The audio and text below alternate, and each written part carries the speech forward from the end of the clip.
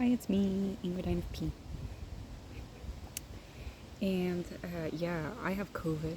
So I didn't take a test, but like it's pretty sure now. I can't smell anything. I've been eating my Piccadilly salad here. I basically ate a lot of salami instead because the salami had pepper. It was like the only thing I could taste. Anyway, I'm by the church because the library people are eating lunch by the library. They're staring at me right now. So, yeah. Um, anyway, there was also some guy who tried to get apples from the tree that I'm sitting on, like by throwing an apple at the tree. And it was like, I'm sitting here. I'm sitting here, and he was just like ready to make apples fall on my head, just so that he could pick a few apples. I don't know if these are apples or if they're pears, but I think that they're apples actually. I think that might be a pear tree, so that's why there are some pears on the ground as well.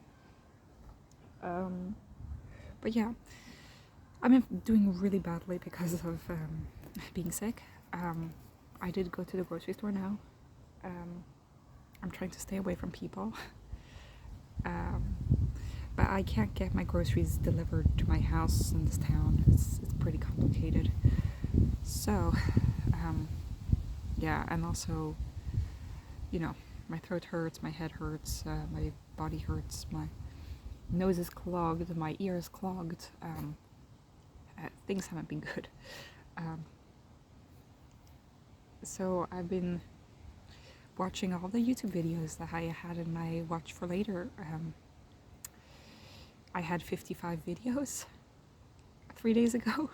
I have 0 now, so I am glad I did something productive, I guess, with my time. A lot of those videos were autism videos, a lot of them were cult videos. I have very narrow range of interests, if we think that I'm autistic. Now, I don't know about that, but I do have certain videos and creators that I just watch them and I don't watch anybody else. And if I watch something else, it's rare. So I do watch some video essays and they're pretty long. They're like 1 hour, 2 hours long. Some of them are only a half hour long. But when I say that I had 55 videos, most of those videos were about a half hour long.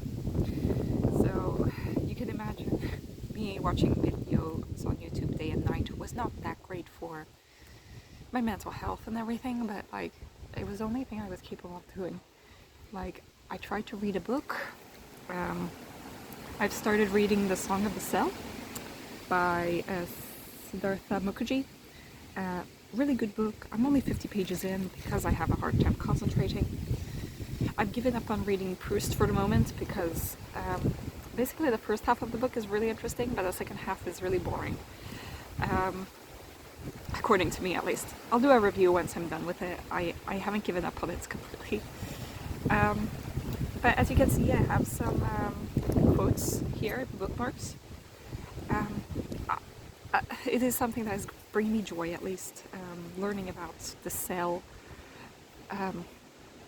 And also I feel sometimes in a little bit of a gory mood, I guess, because what happened is that I found out that my uncle, who has pancreatic cancer, got worse, and my mom is thinking of going there within the next 2 weeks to the US, fly from France to the US to see my uncle in his probably last moments.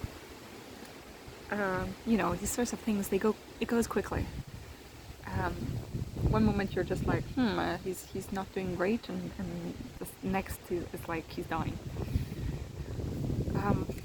I've done a lot of thinking, some crying, and I've come to the conclusion that I'm not going to go to the US unless somebody asks me to, my uncle or my aunt or my cousin or something like that, or my mom, if my mom decides to ask me to come, I will come.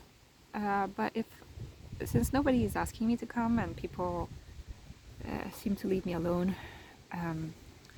and want kind of privacy, I guess that I'm going to be staying here. I don't really know what my role is as a niece that lives on the other side of the planet. You know,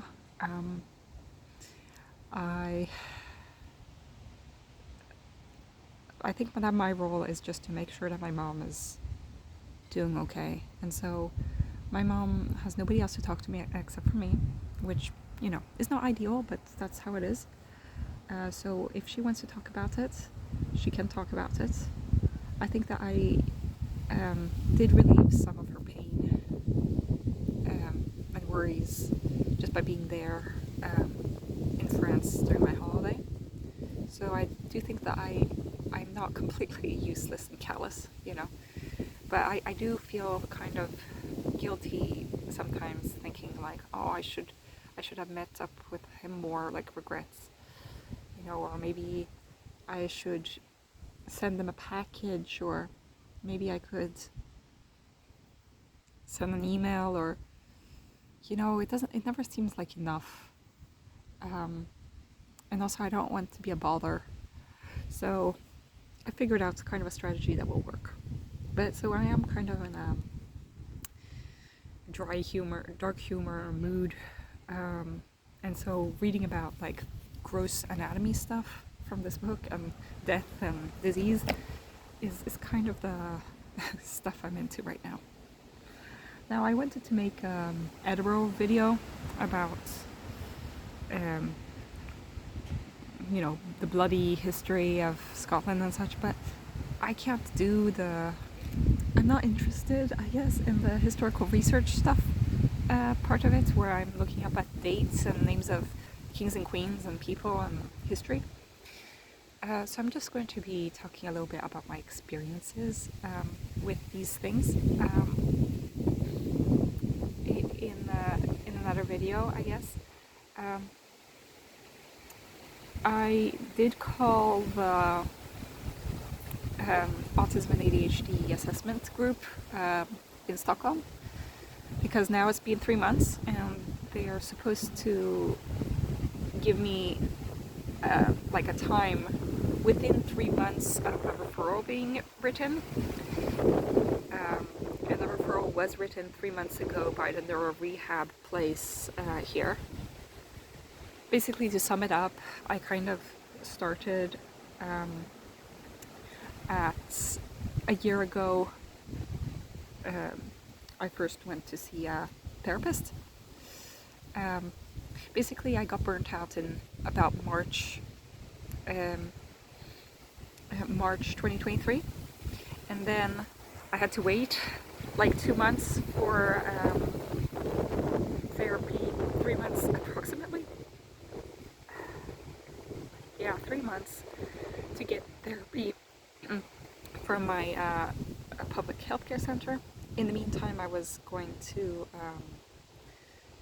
my work healthcare place, going to a therapist there. But the therapist, once I met my therapist at my regular healthcare center, about July or something, 2023, they said, no, you must have ADHD and autism. And this therapist I did not get along with. We had to have like about 3 or 4 sessions in order to finalize writing a referral to the neuro rehab place. Then I waited a long time. Like, I had to do these sessions, so that took me several months. So when was it that I got my referral? Must have been about November or something that I got the referral to the neuro rehab place. Or was it December? I don't know. But December, January, February, March, April. Anyway, it took several months before I got a referral to neuro rehab. In the meantime, I I was kind of having a hard time with, you know, getting an actual psychologist. Then I finally got a psychologist in the meantime. Then I went to the neuro rehab place in April. Then they finished that thing at the beginning of May, and now it's May, June, July. Well, basically all of these things take time. So I guess that at the beginning of June, no, May, June, July. Yeah, so anyway, at the end of spring, they sent a referral to this place in Stockholm. And so yeah, it's been a whole year of me just waiting for therapists and psychologists to know what to do with me. I've been off antidepressants since the 1st of June, so it's been about 2 months, and I'm doing okay, but like, you know, that with waiting at times is really annoying. So they were supposed to meet me at the place in Stockholm before the 8th of August, which has now passed, and I'm really scared of phone calls, so it took me a while before I gathered up the courage to call, and so I called today. And they're very nice, and also I like that because they give you like a call up time. Like when you call, it doesn't give you to a person, it just says like, you will be called at 1 o'clock. And they called me at 1 o'clock 00, which, you know, I shouldn't be surprised, but it's really good for a place that's working with autistic people that they call at the exact time that they say that they will call. I'm pretty impressed with that. And also she was very clear and very nice on the phone and said, don't worry, we haven't forgotten you, you know, you're on the waiting list and you will be, we will send you in the mail and we will meet you in the middle of September, end of September. So it's after the 3 months, you know. By that point it will be 4 or 5 months. But I'm pretty okay with that answer, you know. Because I understand that they did go on holiday during the summer for 2 weeks. It was closed, so, and you know, healthcare is underfunded. They are private though, but you know, they have a lot of clients, so I'm okay with that. But it does. I did really need to know that kind of timeline, because otherwise I was like, well, will I have to wait 6 more months, or will I get a time next week? You know, I had no idea. So yeah, that was just a little update.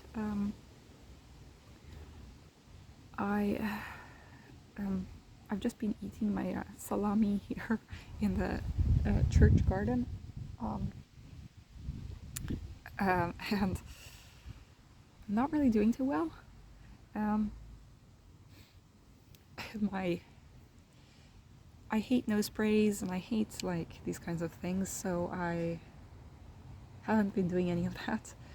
All I've been doing is taking paracetamol, and you know, I might have a fever, like I'm not regulating my temperature right. It feels like, I don't know, because it's kind of warm, like it's hot in the sun, but it's cold in the shade, and it's windy, and I don't know if I'm supposed to be wearing this or not.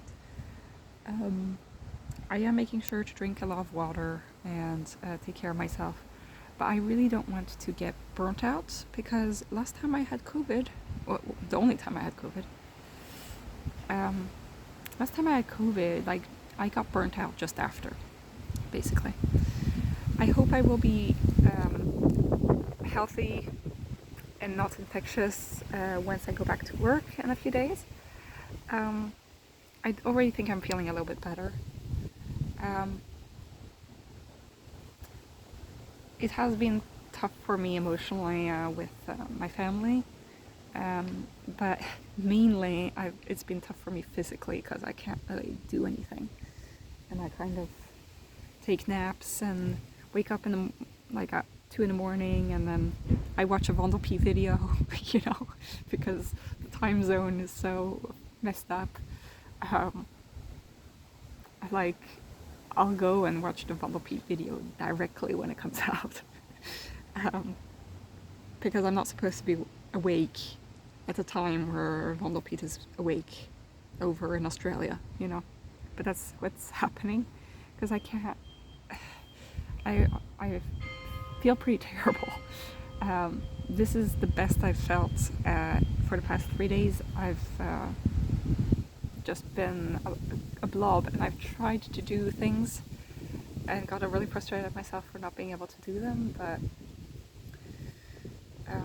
I need to take it easy, take care of myself, eat salami if I feel like I need some salt in my body, you know. Eat some chocolates. I have some Oreos now. But yeah, I've been wanting to do things and I couldn't. I couldn't see my friends and I couldn't do anything. So it has been pretty depressing for me. But I do find hope in a lot of things. It's just right now I can't do anything. So yeah, that's all I have to say for today. I will be making the Edinburgh video just after this though, before I take a nap. Because I do think that it's pretty fun. So yeah, have a great day everybody, bye.